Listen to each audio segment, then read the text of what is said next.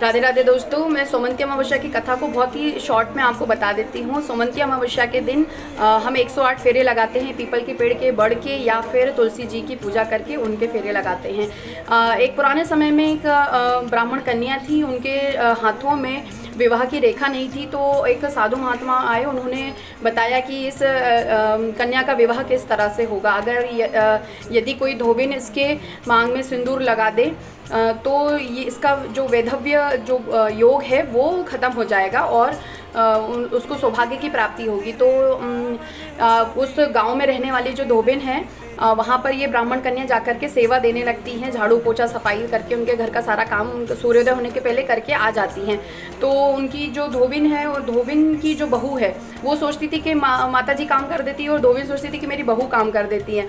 तो एक दिन उन्होंने देखा चुपके से कि एक कन्या आती है और वो पूरा घर का काम करके चली जाती है। तो वो उनको पूछती हैं कि बेटा तुम क्यों आकर के यहाँ सेवा देती हो। तो वो बताती हैं कि साधु ने मुझे बताया कि मेरे हाथ में विवाह की रेखा नहीं है और वैधव्य योग है। तो उनके जो धोबिन हैं उनके पति बीमार थे और वो गांव जाती हैं उस कन्या के और उसको सिंदूर दान करने के लिए। तो रास्ते में पीपल का पेड़ पड़ता है और उस दिन सोमवती अमावस्या रहती है। तो वो रास्ते में उनको कुछ नहीं मिलता तो वो ईंट के पत्थर लेती हैं छोटे छोटे 108, उससे वो परिक्रमा लगाती हैं 108 और उनके पति जो है वो स्वस्थ हो जाते हैं, अच्छे हो जाते हैं।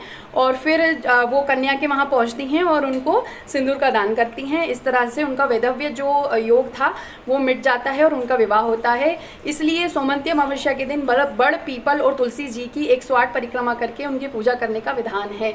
तो आप भी करिए पूजा तुलसी जी की और भक्ति कीजिए, सेवा कीजिए, नाम जप कीजिए और अपने जीवन को सफल बनाइए। अधिक मास का आज